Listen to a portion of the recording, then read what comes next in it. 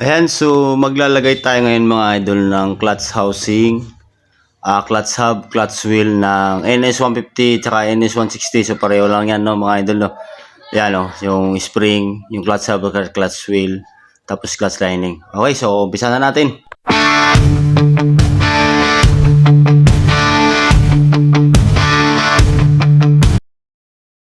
Yan, so sa paglagay naman mga idol, napakabilis lang naman ito mga idol. Yan, so unahin nyo muna yung kickstarter, yan. Ganyan lang paglagay niya mga idol, no.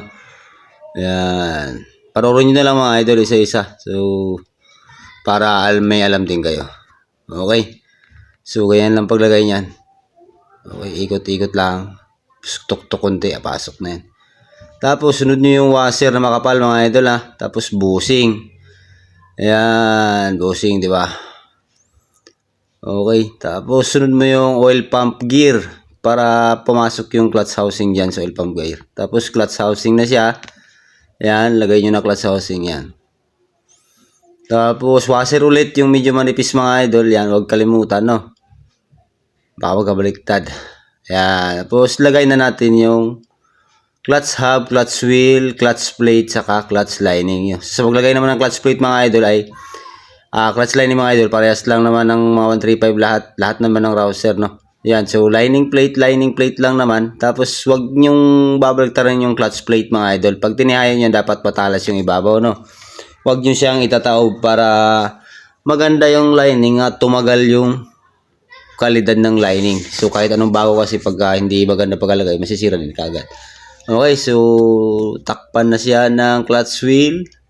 Ayan lang, ganyan ang paglagay ng mga idol. Tapos clutch spring. Ayan, lagay natin yung clutch spring. Ngayon lang paglagay niyan mga idol, no. Ayan, clutch spring. Tapos lalagay mo na siyempre yung clutch holder tsaka yung 4 na tornilyo. Ayan. Napakabilis lang, basta kunting ano lang, pag-aaral lang talaga sa motor, no, para hindi tayo magkamali. Ayan, dapat kung first time, basta-basta kalas lang ng kalas, no. Dapat tandaan nyo. Okay, so salpak na natin siya mga idol sa clutch housing, no. Ayan. So sa paglagay naman, yan lang, ikot-ikutin nyo lang siya. Ayan, piston lang konti. Ayan, ikot-ikot lang. Pasok yan mga idol. Ayan, pasok na pasok, diba? Tapos ipitan nyo na yung 4 na tornilyo mga idol, yan. Para masikip na siya. Okay. Yan, ipitan natin. Yun. Tapos sunod nyo yung washer na puti mga idol, na. Yan. Washer na puti. Paras lang yan ng 135 mga idol. Tapos sunod nyo yung itim. Dapat laging mauna yung puti para kakapit yan mismo dun sa clutch hub tsaka clutch wheel. Tapos ang castle nut niya mga idol, ang pahigpit ay pakaliwa, baliktad. Yung pabukas niya ay pakanan. Yan. Tapos higpitan na natin siya. Napakabilis lang gawin yan mga idol. Basta tingnan nyo lang maigi kung paano nyo siya kinalas, paano ganun nyo rin siya ibabalik. Yun. Tapos susunod na natin yung bearing niya mga idol. Yan. Bearing sa clutch holder, no. Yan. Tapos gasket na. Tapos